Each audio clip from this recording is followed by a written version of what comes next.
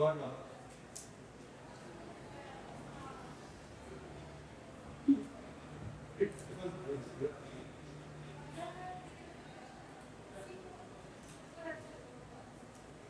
pues bienvenido.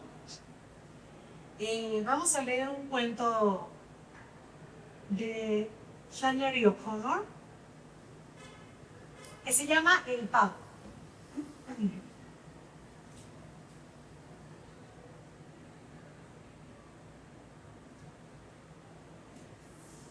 A la luz del sol, sus pistolas lanzaron destellos acerados sobre las llamas del árbol. Y a media voz, entreabriendo apenas los labios, gruñó: ¡Ah! Ya está bien, Mason. Se te acabó el juego.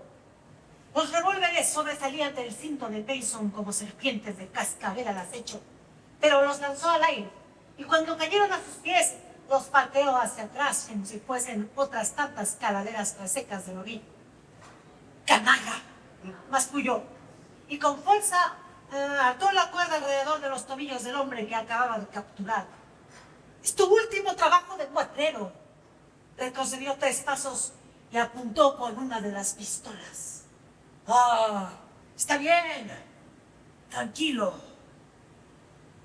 Es tu...». Y entonces lo vio, moviéndose ligero entre los arbustos que había más allá. Un toque de bronce y un murmullo, y a continuación, por otro hueco entre las hojas, el ojo engarzado en pliegues rojos que le cubrían la cabeza y le colgaban por el cuello con un ligero temblor. Él se quedó inmóvil. El pavo dio un paso atrás, se detuvo con una pata en el aire y se mantuvo alerta. «Ah, si tuviera una escopeta. Si tuviera una escopeta podría apuntarle y matarlo ahora mismo». Un instante más y el pavo escaparía entre los arbustos y se subiría a un árbol antes de que él supiera hacia dónde se había ido. Sin mover la cabeza, peinó el suelo con la vista en busca de una piedra, pero el suelo estaba como si acabaran de barrerlo. El pavo se movió otra vez. La pata que había quedado en el aire bajó. El ala cayó sobre ella y se desplegó, permitiendo a Ruller ver de una en una las largas plumas con el extremo acabado en punta. ¡Ah! ¿Y si se lanzaba hacia los arbustos y se le echaba encima? El pavo se movió otra vez y el ala volvió a subir y a bajar. ¡Ah! ¡Está cojeando!, pensó rápidamente Ruller. Se acercó un poquito más, tratando de que sus movimientos fueran imperceptibles. Ruller se fue acercando más y más, con los brazos tendidos y las manos listas para aferrarlo. Estaba cojo. ¡Ah! Lo notaba. Tal vez no pudiera volar. El pavo sacó una vez más la cabeza. Lo vio y salió disparado entre los arbustos para reaparecer del otro lado. Sus movimientos eran algo desequilibrados y arrastraba el ala izquierda. ¡Ah! Iba a atraparlo, aunque tuviese que perseguirlo hasta el condado de al lado. Se arrastró entre la maleza y lo vio como a 6 metros. El pavo lo observaba cauteloso, subiendo y bajando el cuello. Se agachó e intentó desplegar las alas. ¡Ah! Pero Ruller sabía que no podía volar. Lo atraparía aunque tuviera que perseguirlo por todo el estado.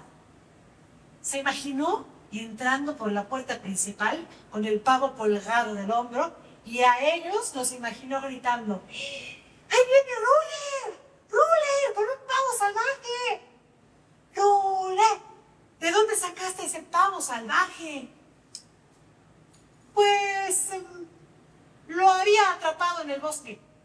Se le había ocurrido que les haría gracia que atrapara a un pajarraco loco. Que no puedes volar, ya te tengo. Ruller caminaba en un amplio círculo.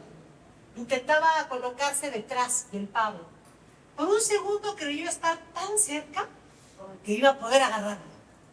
El pavo se había sentado con una pata extendida, pero cuando él se le acercó lo suficiente para saltarle encima, salió corriendo a tal velocidad que le dio un susto.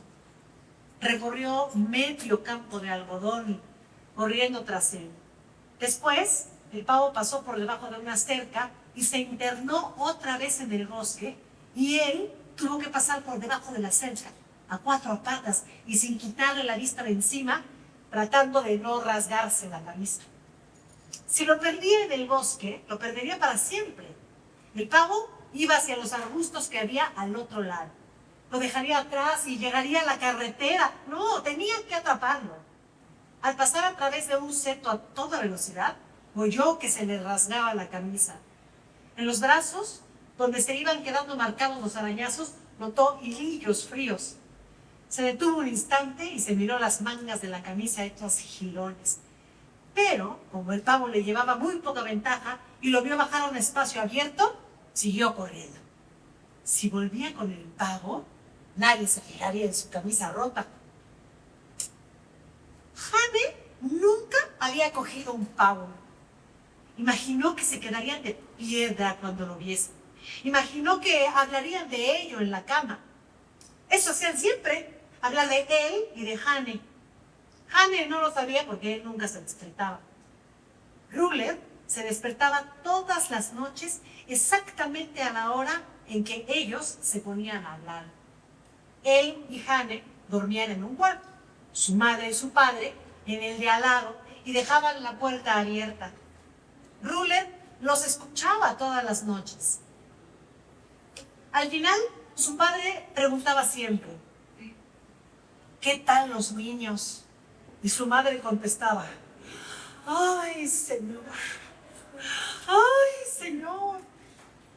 La dejaban reventada.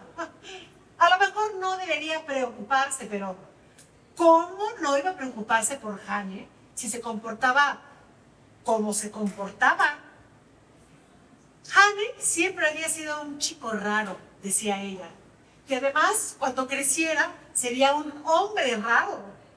Y su padre decía que sí, si antes no lo metían en la cárcel. Y su madre le preguntaba cómo podía hablar así. Y los dos discutían igual que hacía Ruler y Jane. Y había veces en que Ruler, de tanto pensar, ya no podía volver a dormirse. Siempre sentía cansancio cuando terminaba de escuchar, pero todas las noches se despertaba y escuchaba lo mismo. Y cuando se ponían a hablar de él, se sentaba en la cama para oírlos mejor. Una vez, su padre preguntó por qué Ruler jugaba tanto solo. Y su madre contestó que cómo iba ella a saberlo. Si quería jugar solo, no había ningún motivo por qué no lo hiciera. Y su padre comentaba que eso le preocupaba. Y ella decía que si eso era todo lo que le preocupaba, que más le valía dejar de preocuparse. Al día siguiente, el padre le preguntó a Ruler que qué había hecho últimamente. Y Ruler le contestó: jugar solo. Y se alejó andando como si cojeara. Imaginó que su padre había puesto cara de muy preocupado. Cuando lo viera regresar a casa con el pavo colgado del hombro, supuso que su padre lo consideraría toda una hazaña. El pavo iba hacia la carretera y hacia una cuneta que había al costado.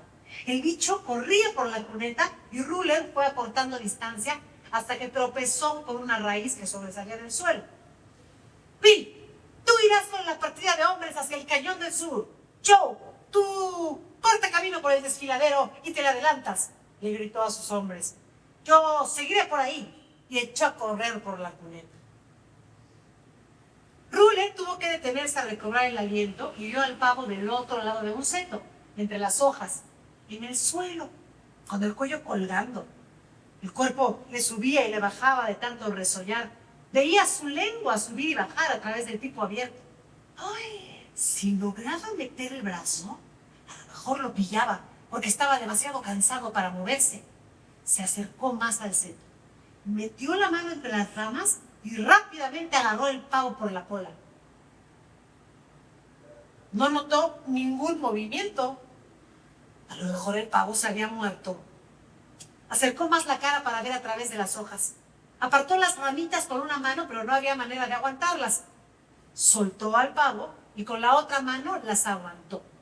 A través del agujero que había hecho, vio que el pájaro seguía tambaleándose como borracho. Corrió hasta el principio del seto y pasó al otro lado. Todavía estaba a punto de atraparlo. Salió a toda velocidad detrás del animal sin quitarle la vista de encima, hasta que de repente algo lo golpeó en el pecho. Se le cortó la respiración y lo vio todo negro. Cayó de espaldas. La punzada del pecho hizo que se olvidara del pavo. Se quedó allí, tirado, un rato, mientras a su alrededor veía un montón de cosas moviéndose.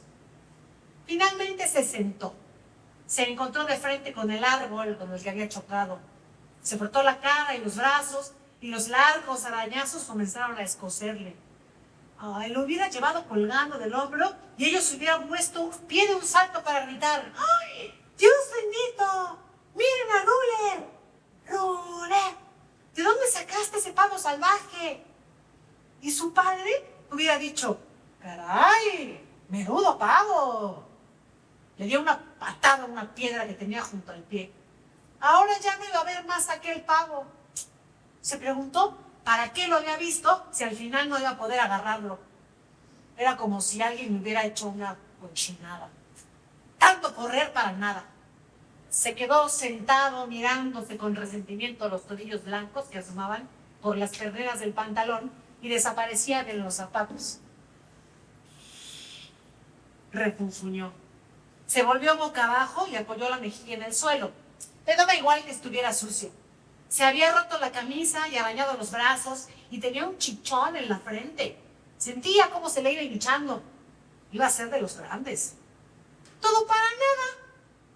Notaba el frescor del suelo en la cara, pero la arenilla le hacía daño y tuvo que darse la vuelta. Al diablo, pensó. Al diablo, repitió con cuidado.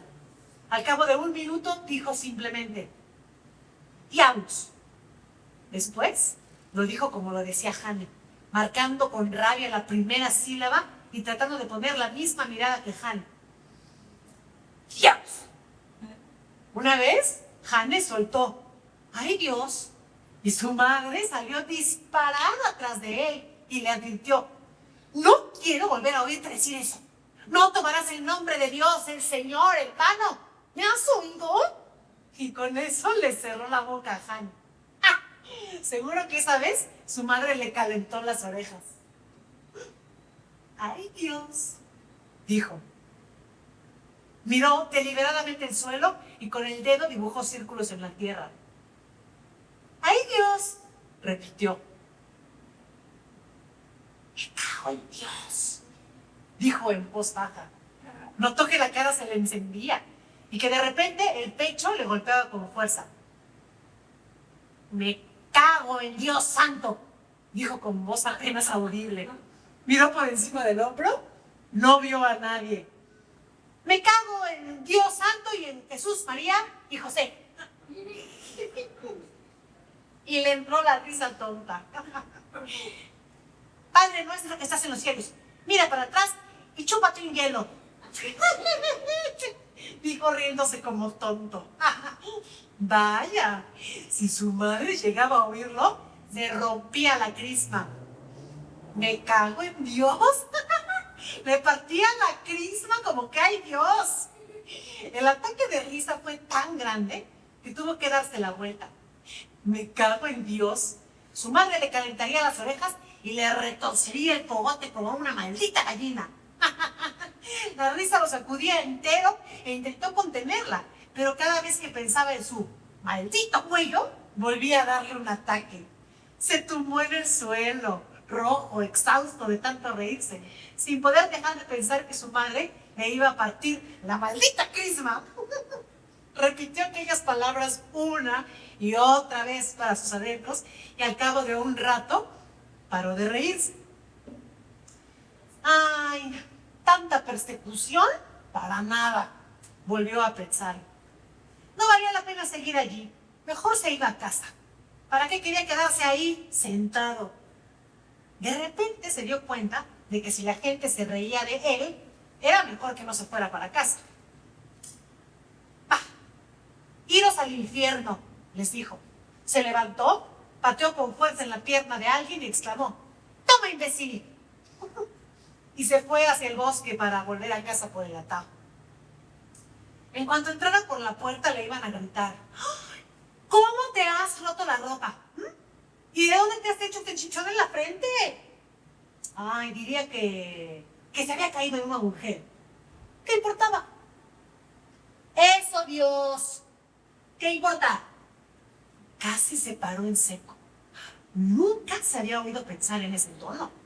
Se preguntó si debía borrar aquel pensamiento. Imaginó que sería bastante malo. Pero diantres, era lo que sentía. No podía evitar sentirlo así. Diantres. Diablos. Lo sentía así. Supuso que no podía hacer nada. Siguió andando un trecho, dándole vueltas y más vueltas.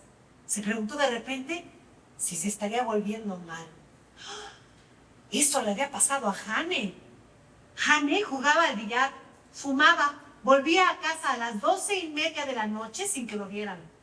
Vaya, se creía que era un genio. No se puede hacer nada, le había dicho la abuela a su padre. Es la edad. ¿Qué edad?, se preguntó Ruler.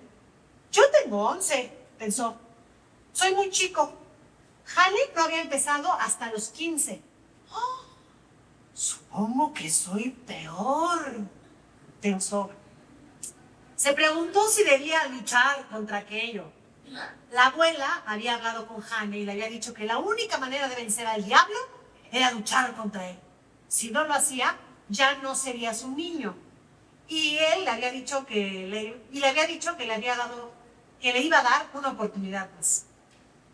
Quería una oportunidad y él le había gritado que no, que lo dejara en paz. Y ella le había dicho pues que lo quería, aunque él no la quisiera a ella, y que de todos modos seguía siendo su niño, igual que Ruler. Ni hablar. No soy su niño, pensó Ruler rápidamente. Ni hablar. A mí no me va a venir con esas. ¡Ay! Ya veía qué sorpresa se iba a llevar su abuela. Se le iban a caer las bragas. Se le iban a caer los dientes en la sopa. Empezó a reírse. La próxima vez que le preguntara si quería jugar con ella al parchís, le contestaría que no. ¿Qué diablos? Y le preguntaría si no conocía otros juegos mejores. Me cago en Dios. Y le pediría que sacara las cartas y él le enseñaría unos cuantos juegos nuevos. Dio unas cuantas vueltas por el suelo ahogándose de risa. A su abuela se le iban a caer las bragas. Se sentó en el suelo. Estaba colorado y tenía una sonrisa boba. De vez en cuando le daba un nuevo ataque de risa. Se acordó de que el pastor había dicho que hoy en día montones de jóvenes seguían al diablo, que olvidaban las sanas costumbres y se iban tras los pasos de Satán. Lamentarían ese día, dijo. Iban a llorar y a rechinar los dientes. Llorar, masculló Ruler. Los hombres no lloraban. Ay, ¿cómo se hace para rechinar los dientes?, se preguntó. Apretó las mandíbulas con fuerza e hizo una mueca fea. Lo repitió varias veces. ¿A qué podía robar? Pensó que había perseguido al pavo para nada. Menuda cochinada. ¿A que podía ser un ladrón de joyas? Eran listos los ladrones de joyas. ¿A que podía conseguir que Scotland Yard le siguiera la pista? ¡Qué diablos! Se levantó. Dios podía ir por ahí poniéndote cosas delante de las narices, obligándote a perseguirlas toda la tarde para nada. Aunque no deberías pensar eso de Dios. Pero era tal como lo sentía. Si era tal como lo sentía, pues ¿qué iba a hacerle? Echó un rápido vistazo a su alrededor, como si alguien se hubiera ocultado en los arbustos. De pronto, tuvo un sobresalto. ¡Ah! Estaba tirado, al borde de un matorral. Un montón de bronce alborozado, la cabeza roja, yacía inerte en el suelo. Ruler se le quedó mirando, incapaz de pensar. Luego se inclinó con suspicacia. ¿Por qué estaba ahora ahí tirado? ¿Para que él se lo llevara? volvió a verse entrando en el cuarto con el bicho colgando del hombro. ¡Fijaos! ¡Ruler trae un pavo! ¡Cielos! ¡Fijaos, Ruler! Se agachó al lado del ave y la miró sin tocarla. Se preguntó qué le había pasado en el ala. Se la levantó por la punta y miró debajo. Las plumas estaban empapadas de sangre. Le habían disparado. Calculó que pesaría como unos 5 kilos. ¡Cielos, Ruler! ¡Es un pavo enorme! Se preguntó cómo sería llevarlo colgado del hombro. A lo mejor reflexionó, tenía que llevarse. Ruler es quien los consigue los pavos. Ruler lo atrapó en el bosque, lo persiguió hasta que el bicho cayó muerto. ¡Ah, sí! Es un chico muy raro. Ruler se preguntó de pronto si sería un chico raro. En un instante se le abrieron los ojos. Era un chico raro. Le pareció que era más raro que Hane. Debía preocuparse más que Hane porque tenía más idea de cómo eran las cosas. Uy, imagino que era el chico más raro del mundo. A lo mejor era por eso que el pavo estaba allí. Le pasó la mano por el cuello. A lo mejor el pavo impediría que se volviera malo. A lo mejor Dios quería impedir que eso ocurriera. A lo mejor Dios había hecho que el pavo se cayera muerto ahí mismo para que él lo viera cuando se levantara. A lo mejor Dios estaba ahora en el monte esperando a que él se decidiera. Ruler se puso colorado. Se preguntó si Dios pensaría que era un chico muy raro. Seguro que sí. De pronto se dio cuenta de que se le subían los colores y sonreía y se restregó la cara con la mano para contenerse. Si tú quieres que me lo lleve, dijo, lo haré con gusto. A lo mejor eso de encontrar el pavo era una señal. A lo mejor Dios quería que fuese predicador. Quizá fundara un hogar al que pudieran ir a vivir los chicos que se volvían malos. Levantó el pavo, sí que pesaba, y se lo echó al hombro. Ay, cómo le hubiera gustado verse con aquel bicho colgado en el hombro. Se acordó de las cosas que había pensado antes de encontrar el pavo. Supuso que eran muy malas. Supuso que Dios lo había detenido antes de que fuera demasiado tarde. Debería estar muy agradecido. Te doy las gracias, dijo. De nada, dijo Dios. Se fue hacia el pueblo con el pavo al hombro. Quería hacer algo por Dios, pero no sabía qué. Si llegaba a encontrar a alguien tocando el acordeón en la calle, le iba a dar una moneda de 10 centavos. Solo llevaba 10 centavos, pero se los daría. Aunque tal vez debía pensar en algo mejor. Llevaba tiempo guardando esos 10 centavos. Bueno, a lo mejor conseguía que su abuela le regalara otra moneda. Estaba llegando a la manzana de los comercios y con el rabillo del ojo notó que la gente lo miraba. El condado de Mulrose contaba con 8,000 habitantes y los sábados estaban todos en la manzana de los comercios. Se volvían a ver a pasar a Ruler y lo miraban. Se vio reflejado en la luna de un escaparate. Levantó el pavo un poco y apuró el paso. Oyó que alguien lo llamaba, pero se hizo el sordo y siguió caminando. Era Alice Gillard, la amiga de su madre. Si quería algo, pues que lo alcanzara. ¡Ruler! Gritó la mujer. ¡Ay, santo cielo! ¿De dónde has sacado ese pavo? Se le acercó a toda prisa por la espalda y le puso la mano en el hombro. ¡Ay, menudo ejemplar! ¡Menuda puntería la tuya! No lo casé yo, respondió Ruler fríamente. Lo atrapé. Lo perseguí hasta que se cayó de muerto. ¡Vaya! ¿Y uno de esos días no podrías atrapar uno para mí? A lo mejor, si tengo tiempo, contestó Ruler. A ella me pareció la mar de simpático. ¿Cuánto crees que pesa? Preguntó la señora. Por lo menos 5 kilos. ¿Cuánto rato lo perseguiste? Como 1 hora. Realmente impresionante.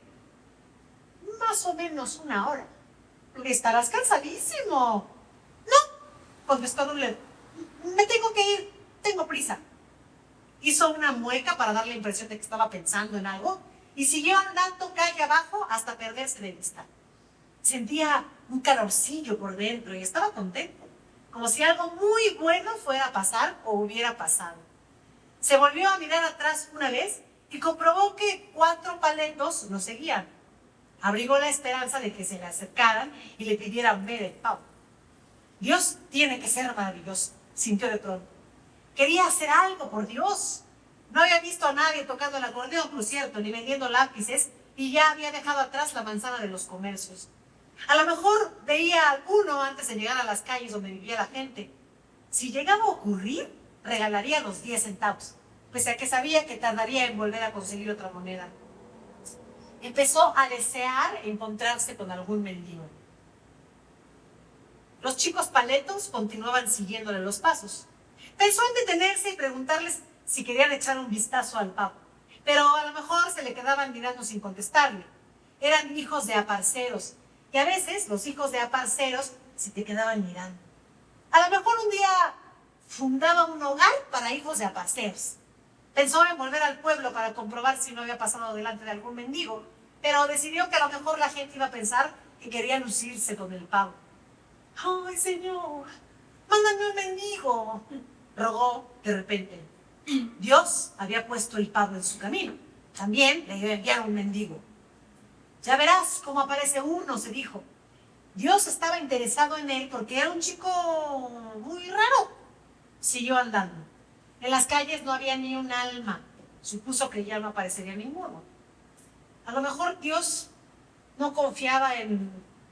No, Dios sí confiaba. Señor, por favor, mándame un mendigo, imploró. Torció el gesto con fuerza, tensó hasta el último músculo y dijo, por favor, que parezca ahora un mendigo. Y en el mismo instante en que terminó de pronunciar la frase, en ese mismo instante, Hetty Hillman dobló la esquina, justo ahí delante, y fue caminando hacia donde él estaba. ¡Ay! Sintió casi lo mismo que había sentido al chocar contra el árbol. Hetty caminaba hacia abajo en dirección a él. Pasó igualito que con el pavo cuando lo vio ahí tirado. Fue como si ella hubiese estado escondida detrás de una casa esperando verlo pasar. Era una vieja de la que todos decían que era la más rica del pueblo porque llevaba 20 años pidiendo limosna. Se colaba en las casas y esperaba sentada hasta que le daban algo. Si no le daban nada, maldecía a la gente. Bueno, de todos modos, era una mendiga. Ruler apuró el paso. Sacó la moneda de 10 centavos del bolsillo para tenerla preparada. ¡Ay! El corazón le latía con fuerza dentro del pecho. Carraspeó para comprobar si podía hablar. Cuando estuvieron cerca, le tendió la mano y le gritó, ¡ten! ¡Toma! Era una vieja alta de cara delgada, vestida con una raída capa negra. Su cara tenía el mismo color que la piel de un pollo muerto. Al verlo, lo miró con súbita desconfianza, como si hubiera gato encerrado. Ruler se le acercó corriendo, le metió la moneda en la mano y salió disparado sin mirar atrás. El corazón se le fue calmando poco a poco y empezó a sentir que lo embargaba un nuevo sentimiento, como si estuviera contento y avergonzado a la vez. Sintió como si ya no necesitara el suelo bajo sus pies. Entonces oyó a sus espaldas las pisadas de los paletos y sin pensárselo se dio la vuelta y les preguntó con amabilidad, ¿queréis ver el pavo? Los chicos se detuvieron donde estaban y lo miraron con fijeza. El que iba adelante escupió. Ruler echó una rápida mirada al suelo. Mezclado con el salivazo había tabaco de verdad. ¿De dónde sacaste ese pavo?, preguntó el del salivazo. Lo encontré en el bosque. Lo perseguí hasta que cayó muerto. Le dispararon justo bajo el ala, ¿sabes? Descolgó el pavo del hombro y lo sujetó para que pudieran verlo. Creo que le dieron 2 veces, añadió entusiasmado al tiempo que levantaba el ala. Deja ver, dijo el del salivazo. Ruler le entregó el pavo. ¿Ves? Aquí donde está el agujero de la bala. Yo creo que le dieron 2 veces en el mismo agujero. Me parece que fue la cabeza del pavo le pasó volando delante de la cara cuando el del salivazo lo levantó el hilo, se lo echó al hombro y se dio la media vuelta. Los demás se dieron la vuelta al mismo tiempo y todos juntos se fueron caminando por donde habían venido. El pavo colgaba tieso sobre la espalda del chico y la cabeza del animal se balanceaba despacio, describiendo un círculo a medida que el del salivazo se iba alejando. Los 4 llegaron a la manzana siguiente antes de que Ruler se hubiera movido. Al final se dio cuenta de que ya no los alcanzaba ni a ver de tan lejos que estaban. Se fue para su casa, arrastrándose casi. Caminó 4 manzanas y de repente, al notar que oscurecía, echó a correr. Corrió más y más deprisa, y al enfilar el sendero que llevaba a su casa, el corazón le iba tan rápido como las piernas, y tuvo la certeza de que a sus espaldas había algo con los brazos tendidos y las manos listas para aferrar. Fin.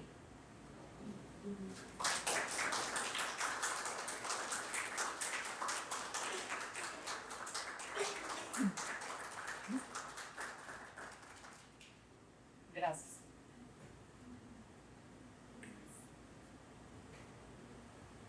El siguiente cuento se llama ¿Por qué se amotinan las gentes?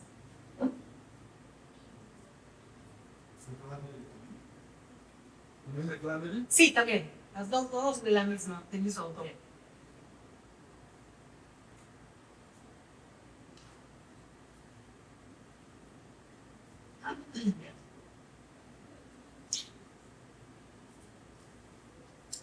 ¿Por qué se amotinan las gentes? A Tillman le dio el ataque en la capital del estado, a donde había ido por negocios, y estuvo ahí internado 2 semanas en el hospital. No recordaba la llegada a su casa en ambulancia, pero su esposa, sí, se había pasado 2 horas sentada en el asiento plegable, a los pies de su marido, con la vista clavada en su cara.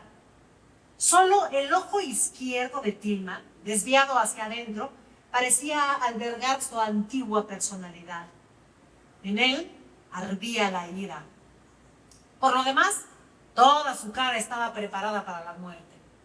La justicia era implacable y para ella era un placer cuando la encontraba. Quizá hacía falta esta desgracia para que Walter se diera cuenta. De pura casualidad, los 2 hijos estaban en casa cuando ellos llegaron. Mary Mouth regresaba en coche de la escuela sin darse cuenta de que la ambulancia iba detrás de ella. Se bajó del coche. Una mujer corpulenta de 30 años, con la cara redonda e infantil y un montón de cabello color zanahoria que le caía desde lo alto de la cabeza como una red invisible. Besó a su madre, le echó una ojeada a Tillman y ahogó un grito de asombro. Luego, con cara seria y desconcertada, siguió al enfermero que iba detrás, dándole a gritos una serie de instrucciones sobre cómo superar la curva de la escalera del frente, llevando la camilla a cuestas. Nada más ni nada menos que como una maestra de escuela, pensó su madre. Maestra de escuela de la cabeza a los pies. Cuando el enfermero que iba delante llegó al porche, Mary Mouth gritó bruscamente en el tono empleado para dominar a los niños. ¡Levántate, Walter! ¡Y abre la puerta! Walter estaba sentado en el borde de la silla, absorto en la operación, metido en el libro que había estado leyendo antes de que llegara la ambulancia. Se levantó, aguantó la puerta mosquitera y mientras los enfermeros cruzaban el porche con la camilla, observaba con evidente fascinación la cara de su padre. «Me alegro de verlo, mi capitán», dijo. Levantó la mano y de cualquier manera le hizo un saludo militar. Cargado de ira, el ojo izquierdo de Tillman pareció alcanzar al hijo, aunque no dio señales de reconocerlo. Roosevelt, que en adelante sería enfermero en lugar de peón, esperaba adentro, al lado de la puerta. Se había puesto la chaqueta blanca que reservaba para las grandes ocasiones. Escrutaba lo que iba en la camilla. Los ojos enrojecidos se le tornaron vidriosos y de repente se le llenaron de lágrimas que bañaron sus negras mejillas como si fueran sudor. Tillman hizo un gesto débil y brusco con el brazo sano, el único gesto de afecto que se había permitido hacerle a alguno de los presentes. El negro siguió a la camilla hasta el dormitorio de atrás, solviéndose los mocos como si acabaran de beberle. Mary Mouth entró para dar instrucciones a los portadores de la camilla.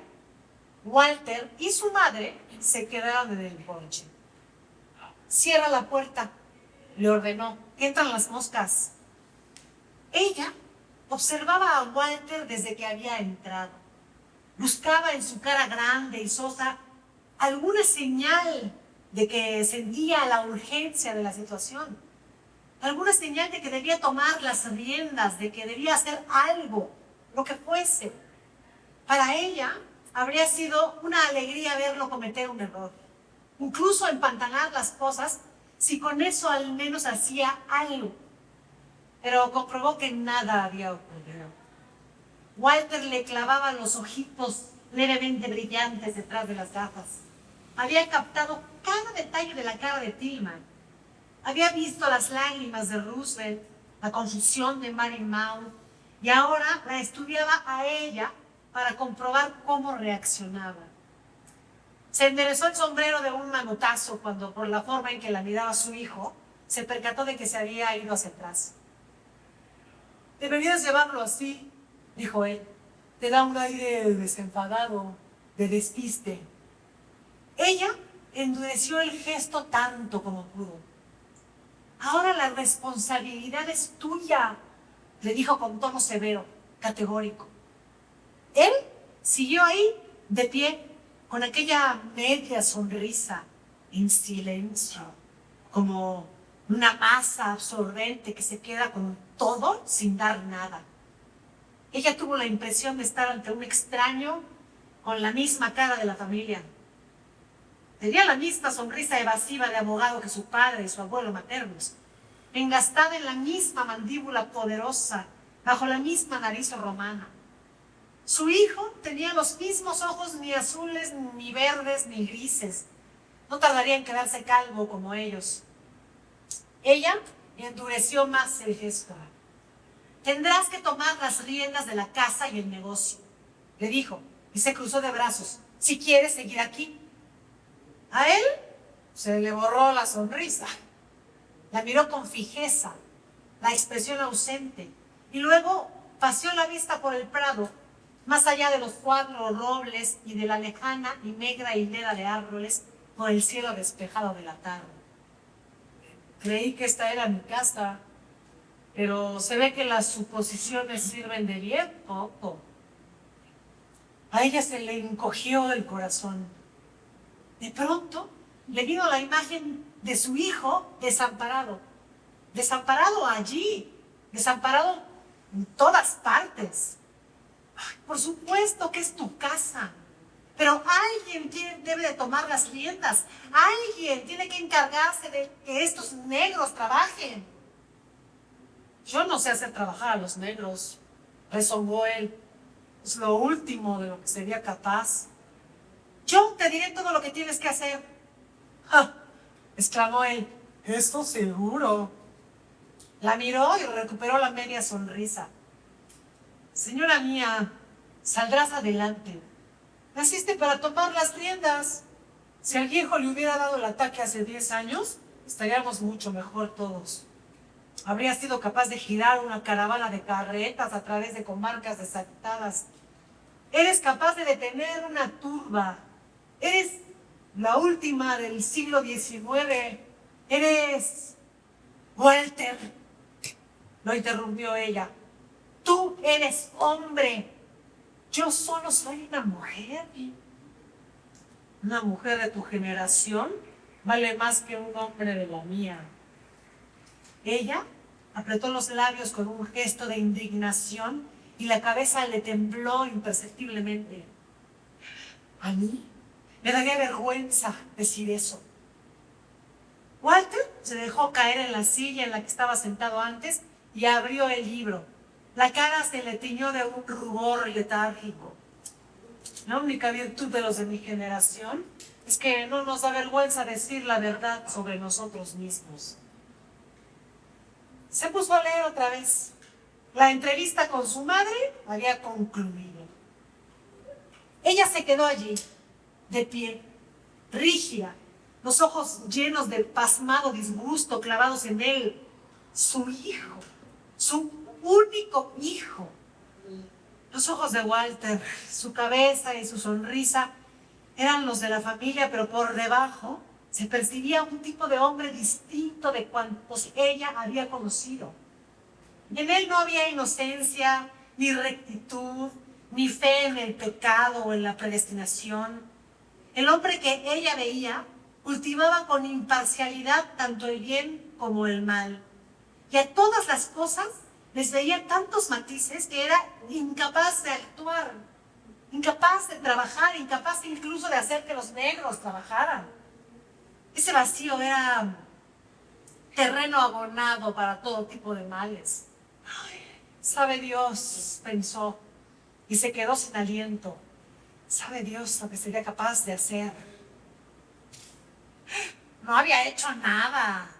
Tenía 28 años y por lo que ella alcanzaba a ver, no se ocupaba más que de trivialidades. Tenía el aire de quien espera el gran acontecimiento y no es capaz de iniciar trabajo alguno por miedo a ser interrumpido. Como siempre estaba ocioso, a ella le había ocurrido que tal vez su hijo quería ser artista, ¿no? Filósofo o algo así. Pero no era el caso. No quería escribir nada que llevara su nombre.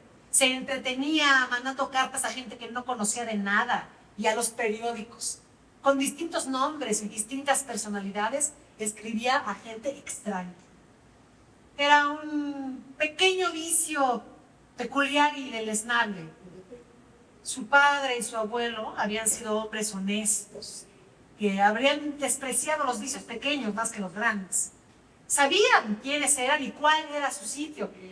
Era imposible decir qué era o lo que sabía Walter, ni cuáles eran sus puntos de vista sobre nada.